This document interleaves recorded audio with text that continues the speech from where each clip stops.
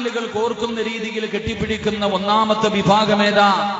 അല്ലാഹുവിന്റെ പ്രവാചകൻ പറയുകയാണ്, ആരെയാട് അല്ലാഹുവേ, ഈ നാട്ടിലെ ഒരു മനുഷ്യന്റെ ജനാസ അല്ലാഹുവേ വെള്ള തുണിയിൽ പൊതിഞ്ഞ് കഫം പൊതിഞ്ഞ് പള്ളിയിൽ കൊണ്ടുവന്ന് നിസ്കരിച്ചിട്ട് അവന്റെ മയ്യത്ത് കൊണ്ടുപോയി ഏതെങ്കിലും ഒരു പള്ളിയുടെ സൈഡിലുള്ള കബറിനകത്ത് കൊണ്ടിറക്കി വെച്ച് കഴിയുമ്പോ കബർ ജരിക്കുന്ന ഒന്നാമത്തെ വിഭാഗമാരെന്നറിയുവോ?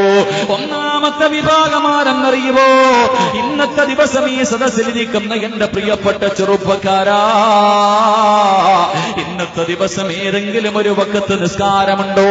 അല്ലാഹുവിന്റെ പള്ളിയുടെ മിനാരത്തിൽ നിന്ന് 5 നേരവും ഹയ്യ അലസ്സലാ ഹയ്യ അലൽ ഫലാ പടച്ചവന്റെ പള്ളിയുടെ മിനാരത്തിൽ നിന്ന് സുബഹിക്കും ദുഹറിനും അസറിനും മഗ്രിബിനും ഇശായിനും ഇന്ന് 5 നേരം വിളി കേട്ടല്ലോ. ഏതെങ്കിലും ഒരു വഖത്ത് നിസ്കാരമുണ്ടല്ലോ, ഏതെങ്കിലും ഒരു വഖത്ത് നിസ്കാരമുണ്ടല്ലോ.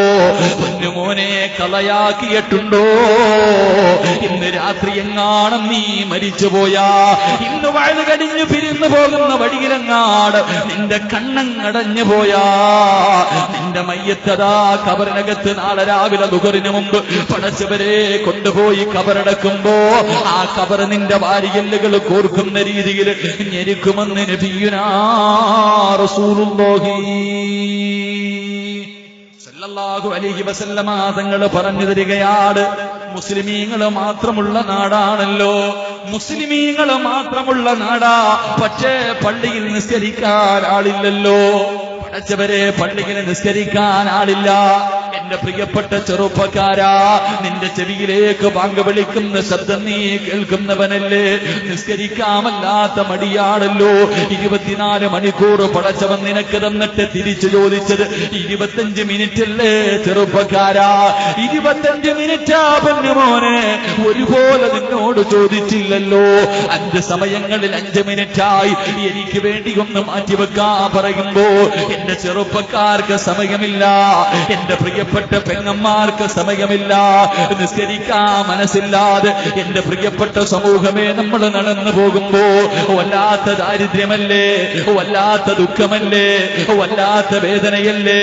കടം കൊണ്ട് ബുദ്ധിമുട്ടുന്നവരുണ്ടല്ലോ, പട്ടിണിയുള്ളവരുണ്ടല്ലോ, ദാരിദ്ര്യത്തിന്റെ കഥ പറയുന്നവരുണ്ടല്ലോ, കടലിന് മത്സ്യമില്ലെന്ന് പരാതി പറയുന്നവരുണ്ടല്ലോ.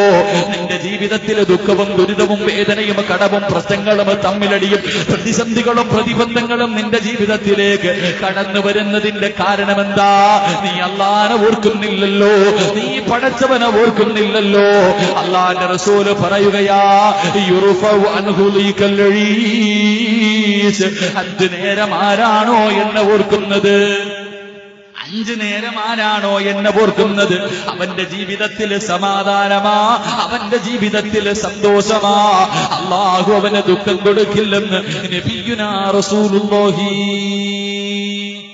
സല്ലല്ലാഹു അലൈഹി വസല്ലം 5 നേരം നിസ്കരിച്ചു നോക്കൂ വാപ്പാ, നിനക്ക് കടവില്ല, ദുഃഖമില്ല, ദുരിതമില്ല, വേദനയില്ല, ഒന്നുമില്ല. 5 നേരം പള്ളിയിൽ പോയി നിസ്കരിച്ചു നോക്ക്, നിന്റെ ജീവിതം സന്തോഷമുള്ളതാണെന്ന് നബിയുനാ റസൂലുള്ളാഹി സല്ലല്ലാഹു. നിസ്കരിക്കാൻ വലിയ മടിയ, പള്ളികളൊക്കെ ഒരുപാടുണ്ട്, ഈമാനികവും ചൈതന്യമൊക്കെ ഇല്ല ഉണ്ട്, പക്ഷെ നിസ്കരിക്കാൻ പള്ളിയിൽ ആളില്ല.